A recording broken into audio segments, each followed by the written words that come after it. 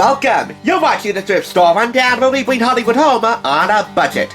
After 2 years and 3 cookbooks, we finally arrived at the beginning of fall 2022, at the beginning of comfort food season, and at the end of a scrumptious and rather stimulating journey inside the mind of a real foodie, QVC's David Venable. Take you back to January 2020, during the last couple of months before everything went topsy-turvy due to the coronavirus. Between then and now, I was thinking to myself as I started buying and reviewing David Venable's cookbooks, what I would give to actually be in the kitchen with David, either at his home kitchen or his QVC studio kitchen, yet realizing that those two just simply weren't viable options. His cookbooks, comfort foods that take you home and back around the table, and comfort food shortcuts were the next best things. Tonight, we complete the quadrilogy. Or the quadrilogy, whatever you want to call it. It's certainly one more than a trilogy, I know that much. What we have here tonight is half homemade, fully delicious. And just like the previous 3 installments, this features a foreword by a Food Network alumni. This time kicking things off is Iron Chef and the Kitchen's Jeffrey Zacharian, joining me Drummond, Paula Dean, and Valerie Buttonelli in that order. I wonder who will be the next Food Network personality to kick off David's 5th cookbook, if there ever is one. But anyway, while you mull that over, let's go ahead and take a look inside this Sandra Lee-esque offering, this worthy follow-up to Comfort Food Shortcuts, which is a Ballantine Books publication, like all the In His Kitchen with David cookbooks are. This was picked up for 25% off the price of $6.99, out of a retail price of $32 in the US, and 10 more bucks up north. I say this is a Sandra Lee-esque cookbook because, like Comfort Food Shortcuts, this places an emphasis on convenience products, pre-made, pre-packaged food that you would find at the supermarket. Yet I want to say that this actually puts a greater emphasis on that than ever before. So much so, there's a list. This is David's Supermarket Shortcuts chapter. Throughout half homemade, fully delicious, many of the ingredients listed in the recipes appear in bold print. From pound cake mix to pumpkin puree and refrigerated biscuits to ranch dressing. These highlighted supermarket shortcuts cut down your prep work and cooking times while adding layers of flavors and textures to the finished dishes. Here's an easy-to-use guide to make your grocery shopping easier. Time saved in the kitchen means time spent doing other things you love and with those you love. And we got a couple of bags full of supermarket shortcuts. But here is that list that David just mentioned.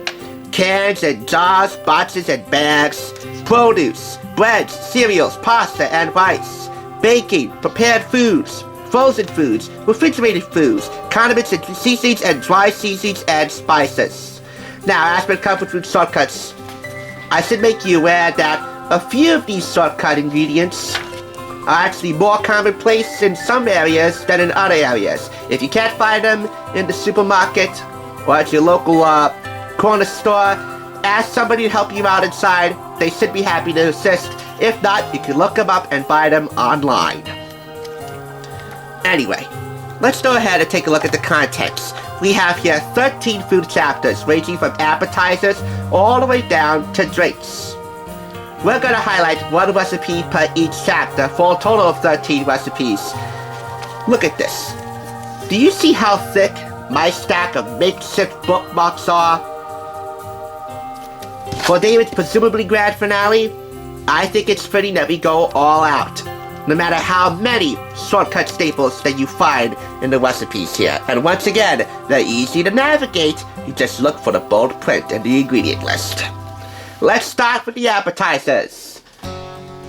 We begin with buffalo chicken tacos, which makes 10 servings. You'll need tater tots, rotisserie chicken, buffalo wing sauce, Frank's Red Hot, or nothing. Blue cheese crumbles, chopped celery, and blue cheese dressing. Those are your shortcut staples, again listed in bold, for this appetizer, which definitely would be quintessential for any NFL game day scenario. I know we're at the beginning of regular season, but hey, that looks so Super Bowl worthy. Come on, buffalo chicken dip and tater tots all in one casserole? Come on, how delicious is that? That is so a scrumptious touchdown, but anyway, I'm getting ahead of myself. You'll be the ultimate judge because it'll be up to you to find this cookbook, buy it, and utilize it. Pumpkin waffles with spiced honey butter. As soon as the calendar turns to September, or October really in this case, pumpkin and its companion spices like nutmeg and cinnamon can be found in everything from coffee blends to ice cream to donuts. And now in waffles. This will make about 3 waffles. Here we have a sweet potato and apple soup, also fall-esque, and that will make about 6 servings. This is just a photo of David cutting up, and I believe that's onion or an apple. This is an anytime autumn salad. As the title indicates, this is also autumn-esque. The pre-packaged ingredients you'll need are peeled and cubed butternut straws, blue cheese dressing, and candied pecans. That makes 4 to 6 servings. Here's a throwback to the roots of In the Kitchen with David. Turkey burgers. Turkey burgers were the first thing I prepared when In the Kitchen with David debuted in 2009. While that recipe can still be found on QVC.com, David revisits and reinvents the long-time favorite sandwich, which makes about 4 servings. Each recipe will tell you how many servings it makes, and throughout you'll find the requisite and needed ingredient prep tips and substitutions. This is oven-baked brisket. Guests will smell this amazingness long before you open the front door to greet them. Definitely autumn-worthy. That makes 6 to 8 servings. Pure, down-to-the-bones comfort food, or lack thereof in terms of bones. Southwestern skillet scampi. I consider shrimp scampi more of a summertime dish because of its livelier flavors, but you know what? I think for a nice throwback to the season that was, this would be a viable option too. That makes 6 servings. It's colorful and oh so flavorful. We have here chili cheese dog casserole. I think this is ideal for like a Friday family fun night. After a long day at work for you and a long day at school for the kids, you can whip this up for the whole family for like a family dinner. I know it's a labor of love, but hey, with Pillsbury original crussage, chopped red onions and dill pickles, it might not be that laborious, and it might still get the same amount of love. Chili cheese dog casserole. What's not to love about that? Additionally, we have here skillet mac and cheese if you want things a little more simplified. Of course, every In the Kitchen with David cookbook has to have a macaroni and cheese recipe because that is David's all-time favorite food, and this skillet variation should not look disappointing to you. This makes 8 servings. You'll need Cheese Whiz original cheese dip and Worcestershire sauce. There are actually a few recipes, a very scarce few, that are actually made all from scratch with no pre-packaged convenient shortcuts to be found. Plus a few air fryer and pressure cooker and slow cooker recipes in here, so a little something for everyone's taste and tolerance in food prep. We have here some sheet pan roasted veggies. That makes 8 servings. The veggies are as follows: zucchini, yellow squash, red bell pepper, yellow bell pepper, red onions, mushrooms. That's it. Add some olive oil, balsamic dressing and recipe mix, which is pre-packaged, again highlighted in bold, and freshly ground black pepper. And you have a nice, rustic, hearty, lovely looking fall side dish, which I think would also be a catch-all for some great root veggies, because root veggies in the fall, well, they grow hand in hand. Now, on to some sweet things. Rolled cinnamon cream cheese muffins, which makes 12 servings. Cinnamon and fall also go hand in hand, and when you add cream cheese to the mix, you're talking about a deliciously decadent treat for the autumn months. You'll need to find cinnamon rolls with icing, already made in one 12.4 ounce can. And by the way, David doesn't really list all of the individual brand name products in the recipe ingredient list. So, in regards to brand preference, it's really your call. We have here Chocolate Dream Icebox Pie. I don't care what season it is, Chocolate Dream Icebox Pie, especially that scrumptious looking. Come on, sign me up for that. That makes 8 servings. You'll need to find instant espresso, coffee granules, Cool Whip, Oreo pie crust, and chocolate shavings. Although I hear through the grapevine that store-bought whip topping, especially Cool Whip, is not to be trusted at all, especially when you consider making a homemade whipped topping is actually better for you in the long run. But sometimes people don't believe what they say, and I'm a Cool Whip fanatic from way back. But I will give homemade whipped topping, or at least another brand name, a go in the future. But that looks awesome. And finally, mercifully, banana split milkshakes. I know the first thing that comes to your mind when you think of the words banana split is tra la la la la la la, tra la la la la la la. Okay, well, you can hum that tune as much as you like while sipping on these banana split milkshakes. David loves old-fashioned soda fountain drinks and other ice cream concoctions, so he decided to combine the ingredients of his two favorites, a banana split and milkshake, into one delicious drink. You can drink this with a straw, but you also want a spoon to get every bit of creamy goodness from the glass. 4 glasses at that. We have scrumptious looking food photography throughout, and as with the previous 3 installments, we also have David's wisdom-filled, lively delivery of all of his recipes and stories and additional dialogue, the same as you come to expect from any In the Kitchen with David cookbook. And once again, this was published in 2021, last year. This thing is a year old. It's still relevant. It's his most up-to-date cookbook yet. It's the most convenient cookbook he's published yet. And just like all the other cookbooks we talked about from David Venable, he knows where his heart is, especially when it comes to his growing family of foodies who watch In the Kitchen with David each week. I just might soon become one of them. Your enthusiasm for food and cooking continue to inspire me. All that I do on this show is for you. I'm forever grateful for your love, motivation, and encouragement. Our foodies are the best. This one, as with the other 3 cookbooks, acknowledge David's fan base, his QVC foodies. I really can't argue with a mind this big, especially all around. I mean, come on.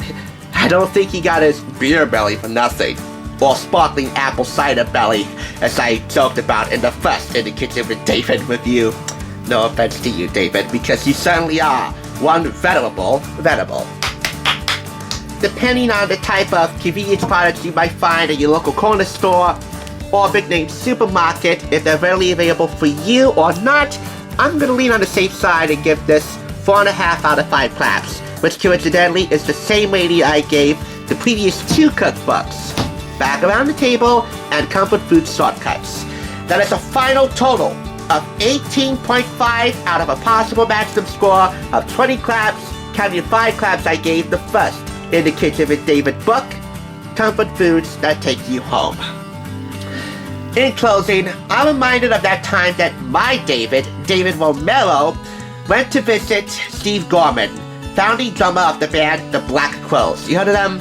For his book signing for Hard to Handle, The Life and Death of the Black Crowes. In it, Steve Gorman personally inscribed, "Yo, David!" and then his autograph. I know it has no connection to this other than the first name, but come on. All I can say to you, David, in closing is, yo, you've done a yeoman's job. I hope all of your cookbooks, the ones that came before this and the ones that'll come after, have a special place in the hearts and libraries of your foodies, as they do in mine. If you guys want to check out the previous 3 reviews of his cookbooks, I will leave the links down below. But for now, let's rejoin our David, once again, David Romero, in his kitchen for some dinner and conversation. And David, I hope to join you in your kitchen real soon.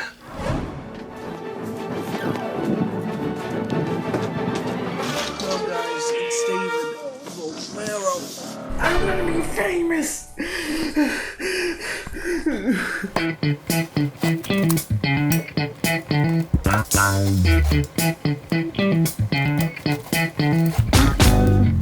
Good evening, good late evening, everybody. My name is David Venable, here on the Saturday Night Live, whatever it is, what I called it.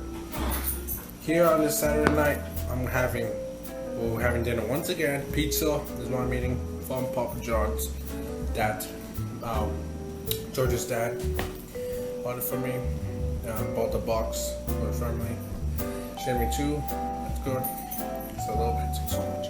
It's garlic, of course, the yellow thing. Listen. Went to the movies today with George and his dad. It was fun. I mean, George had a plan that he wants me to upload a video or a movie. Because I am gonna make a movie. The Day of my own movie. Well, it's the title already. That was the title of that. It's still there. I might rename it.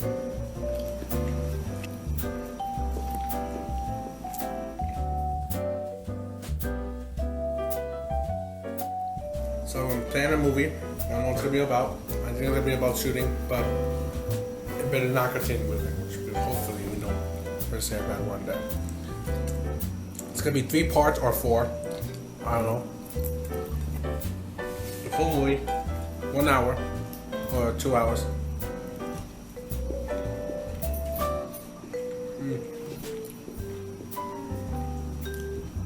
Depending on the gigabyte that I have on my phone. I wanted a 64 gig, but 16 gig is much better for me. I only have 5 gigabytes left. If I keep deleting the videos, oh my, sorry, it's too close. I gotta have a little bit far.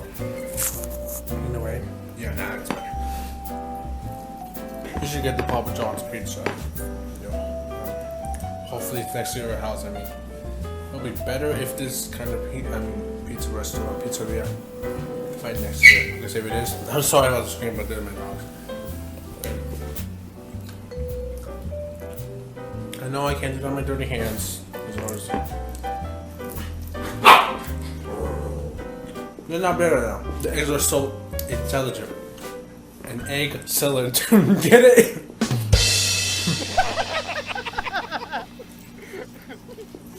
Thank you, Uncle. Thank you, Mom. My mom. Obviously, my mom interrupted me with a call. Good thing is, we should capture though. Can edit videos, like I said. I was finishing my pizza. When I was calling her, I finished it. It was like 2 minutes, and then I finished it quickly. So delicious. So I'm gonna go to the pool party after this. My cousin George says I'm gonna go because he's going to his friend's house to wrap it up with a pool. His friend is having a pool, but he just said that he's gonna go to mine because obviously it's a ground pool. You know what a ground pool looks like? Obviously, all ground pools have, the one that is a little bit close, all the way deep. When it's deep, you will laugh. Let me just say, it's not a good job. Alright, well, there you go now. Thank you for indulging me. And like I said, stay on my road. Have a good night, and signing off. Good day, guys.